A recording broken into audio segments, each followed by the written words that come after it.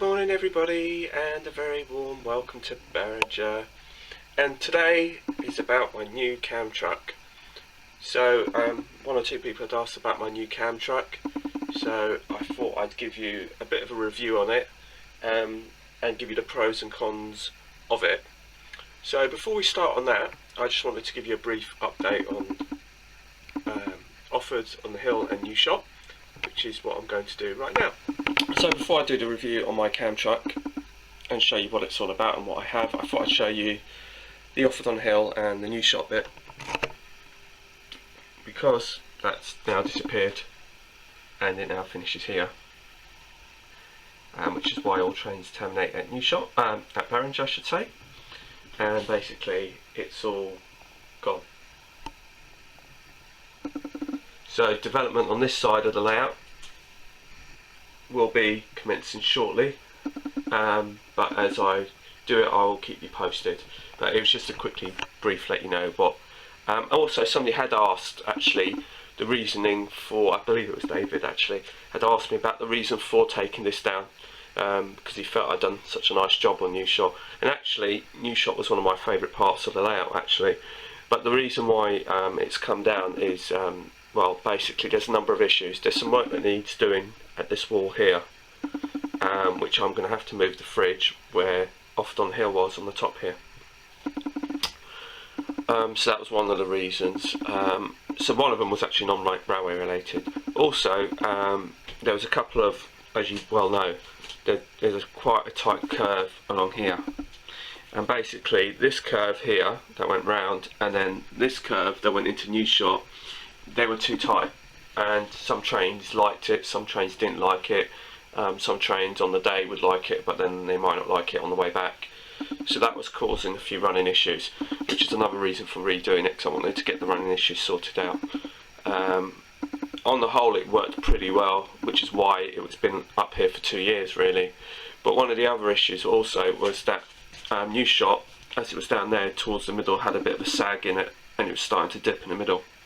And when I built it, to be truthful with you, I didn't build it in the conventional baseboard sense, and it was starting to show a little bit, and so it was kind of like a good opportunity that I've got some time coming off at work anyway, so that will give me a chance to get behind the fridge, deal with that there, and then I can start then building pretty much like what I've done over at the fiddle yard, kind of having a bit of a cabinet type of thing running along the top here. And so the baseboard will be basically part of the kitchen.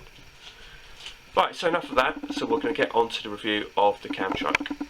So here we go. This is my little gizmo. It's a cracking piece of kit. I got this for Christmas. I had actually asked about it for my birthday, but I'd asked for it a bit too late. But I'd actually forgotten about it, and it's turned up for Christmas, and which is just as well really, because I've been oohing and ahhing over it for some time. And the thing is about this little gizmo is it's just absolutely brilliant. There are some pros and cons to it, and I'll go through it all, so just so you're aware of it, in case any of you are deciding that you're interested in buying it. So just to make you fully aware of some of the pitfalls and the great features it has and everything like that. It's just to make you aware of it. Right, the first thing is what you get. So this is this is the actual camera itself, this is the unit itself.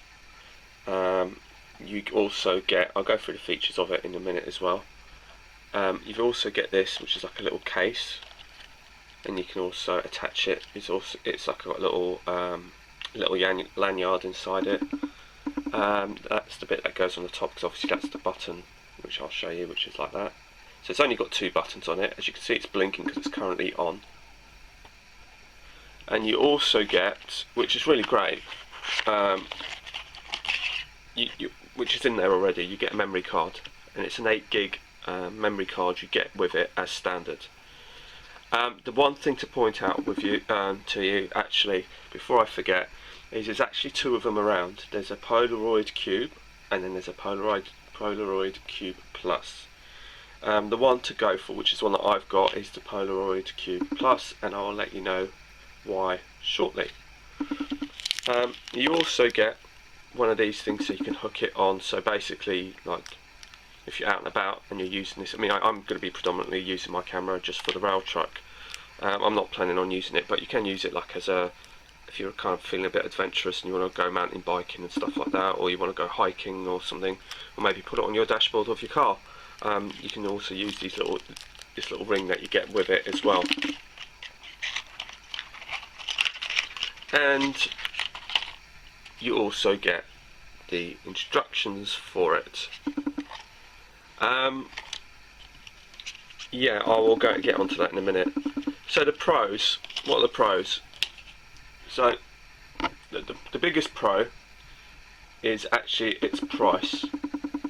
It is, if you're lucky enough, and I was going to get it on, I had been looking at them on eBay, and apparently they're still doing them on Curry's and PC World. You can get them from as little as $99.99, which is absolutely cracking for what it is. Because you can get GoPros and things like that, and they are another cam trucks, and they're basically a lot more expensive. You can also, some users have used Mobius cameras, which I had been contemplating for some time, but there's one big drawback to the Mobius camera, which is why I never went for it, even though it had been out for some time. By all accounts, it's a very good camera, but one of the biggest things that you'll see is if I spin this camera around, I'm just going to spin it like that, is that this is my iPad, and that is the view that you're getting directly from the Cube. So it's connected up via Wi-Fi. And again, this is one of the big pros of it, because with the Mobius there was no screen, there was nothing, and it didn't have Wi-Fi capability, so you couldn't connect it up. So all you could do was basically point the camera in the sort of direction that you wanted it and hope that you got it right. With this, you can connect it to your iPad. You can also connect it to your phone, which I've also been doing. Now, there is quite a big drawback in terms of, for some reason, and I've checked on the internet, it does have issues in terms of connecting to the app. I don't know why. It seems to connect to my phone easier than it does to the iPad. I'm not exactly sure if it's to do with the operating system, but I do find it a bit of a pain trying to get it to connect to the iPad, and it's easier to connect it to my phone. And that is something to bear in mind, because obviously it might be something that might put you off. To be fair, to be honest with you, I think it's the actual pros outweigh the cons. It might take you a bit of time to get it to work, and quite frankly, if I can't get it to work on my iPad, I use my phone. So usually I've got one or the other sort of going on. The app's easy enough to use, and the other great thing about it is it records at 30 frames a second, but it also records at 60 frames per second, which basically gives you a very smooth ride. Also, it records, the minimum it records in is 720p. It then records into 1080p, and if I go up to another one, I can't remember what the other one is, that's on 720. That's 1440p. So this is its max kind of resolution. So basically, it goes above and beyond what normal people would normally use. Normally, I find that I tend to record in 720p. It's its lowest resolution from what it can record, but it's still HD, and it also takes a lot less time to upload, because this is one of the other things when you're uploading things, you have to consider the time. So when you're uploading, if you're uploading in its highest setting, it will take longer to upload and process that information into the higher quality, so that's something else to bear in mind. One of the other cracking things about this little unit is its size. It is absolutely small. It's so tiny. I mean, this is in my hand. So that sort of gives you sort of size of scale. It's about, I think this is about well, it's not even, I'd say it's about 2 inches by 2 inches, but you know, they say it's 3 by 3, but there you go, there's my hand. So, and the other good thing is that I can pop it on there, and it's on the platform. You can see it's on the platform. So I haven't got a big cumbersome camera on there, or you know, it can fit into tighter spaces, which maybe I wouldn't be able. There'd be certain camera shots that maybe I wouldn't be able to get with using the phone, with using the camera I have been using, which is the one I'm currently using now. And so this diddy little one can fit snugly into certain places where basically maybe I wouldn't get a training otherwise. Certain shots I wouldn't be able to get. Maybe this one here, you know, I wouldn't be able to get with my normal camera. Now I don't know what sort of picture it'll get, but there you go. That's sort of, so you've now got opening up your options in terms of you know, where you can put your camera, and also different angles and different shots that you can get with it, because it's so small. So you know, the camera that I'm using is basically a bridge camera, and you know, I won't be able to get that sort of shot with my bridge camera. If I bring it back here, it also has a magnet on the bottom of it. Now you've got to be really, really careful with this magnet, and I'll tell you why in just a jiffy. So on the right here is a USB charger, and there are 2 ways to charge the Cube, and on the back of it there's a little plug basically, and it's a little flap that you lift up. If I just sort of go like that, there you go, you can see it. And on the bottom is a mini USB, and you can either charge it up to your computer, or you can plug the USB into a charger on the right. On the top is where you put your USB card, and it's a mini USB. It comes with it, so it's really nice of them that they give you an 8 gig USB card, but it can take up to 32 gig mini USB card. So that's really good. So that should give you loads of time. But you have to be really, really careful with it. Now if I just plug this in, just pop it back in, you'll see that's it. It just slots back in, and it's completely sealed and covered. Now on the bottom of it, it's got a magnet. Now this magnet is really, really, really strong, and in fact it's so strong it's actually ruined this USB charger, because what happened was is it got too close to it, and the magnetic field has somehow damaged the internals of this. So a word of warning. So it doesn't matter that it's quite close now, because this is completely damaged. It comes with a really, really short USB lead, and because it was so short, I tried to see if I could, rather than have this just dangling, rest it on the top here or something like that, and for whatever reason when it did that, it ruined the USB charger. The magnetic field obviously did something to it, because it's pretty strong. Now if I give you a demonstration how strong it is, this is a little cam truck I use. This is a little shunter cam truck from my local model shop. I think it cost me about £10, 10 or 11 quid. And all it needs to do, this camera only needs to just rest on it. It doesn't need to be strapped down or anything like that, because it's so strong. And if I show you it, you'll see that. There you go. Look. That's how strong it is. Which is great in terms of pushing this around, because it just makes it so much easier. You don't have to strap it down, you don't have to do anything with it. It will just stay there just like that and run around, and it won't move. That's how strong it is. But like I said, you have to be really, really, really careful about how you charge it to make sure it doesn't ruin any electrical things because of its magnetic field. The other thing to note is when you plug it into your computer, if you plug it in to your computer, make sure that the card in the memory card is clicked in place in the Cube, because otherwise when you connect it to your computer it won't recognise it.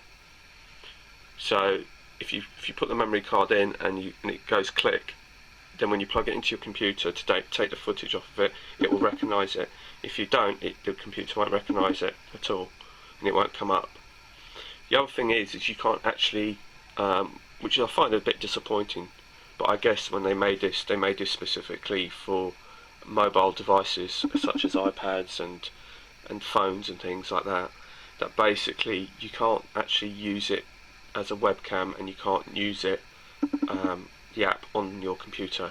So you have to run it through your phone, or you have to run it through an iPad, because you can't download the app onto your computer and use it like that. So that's something else to bear in mind. But overall, I think that this is well worth the money. And I mean, like I said, this was a Christmas gift to me, and this is what I wanted, and I'm totally over the moon with it. And like I said before, you know, because of its stinky little size, you can put it literally anywhere around the layout where my conventional bridge camera just wouldn't be able to go. And like I said, it has the advantage over the Mobius in terms of it has got the Wi-Fi capability. Now if you get the original Cube, not the Cube Plus, it doesn't have the Wi-Fi, which is why it's better to get the Cube Plus. So the Mobius doesn't have that Wi-Fi capability that you can connect to it, so you can see it on your phone or on your screen or anything like that. The GoPros are more expensive and they tend to be bigger, so they may not be able to get under tunnels and things like that, maybe. I don't actually have either of those, so it's kind of a little bit unfair of me to sort of say yes or no, but I'm only going through what I do know and what I've heard about them, and also just through research, because like I said, cam trucks aren't exactly a new thing on people's layouts, but I found that this one suits my needs better than the others. But then again, it's a personal choice thing.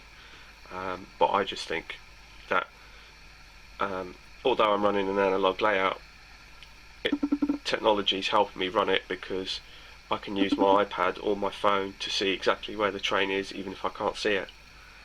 And also I've got the advantage of not having to re-record stuff because I can't see what's on the screen and the camera wasn't quite facing the right way around or pointing in the right direction. So that's pretty much what I think of it, and I'm really pleased with it. And if you do go for it, or you decide that you are interested in something like this, then obviously please bear in mind those pitfalls, that you may have those issues. I'm prepared to live with those issues, because I'm sure there'll be some sort of update or a patch or something to ensure that they will be okay. Well, I'm sure I'll be able to find a way around it anyway. Like I said, it is running currently, as you can see me pointing. See, I've got my big bridge camera here, so you can see it's running on my iPad currently. But like I said, I guess if you're walking around the layout, iPad can be quite cumbersome, in which case you can use the phone. And the phone, you can either flip it, it doesn't matter whether it's horizontal or vertical, the screen will react to it. So like I said, this is in the horizontal mode, but if I turned it upright, you'd see it would go to the upright position, so you're always facing the right way around. But if you're walking around the layout, I guess an iPad would be quite cumbersome and quite chunky, so the handiness of having a smaller device like the mobile phone works just as well. But like I said, it's not just restricted to the model railway, although that will be its main purpose. So thanks for watching. Please feel free to comment and subscribe as always, and I will speak to you soon, and I hope this has been of interest to you, and bye for now.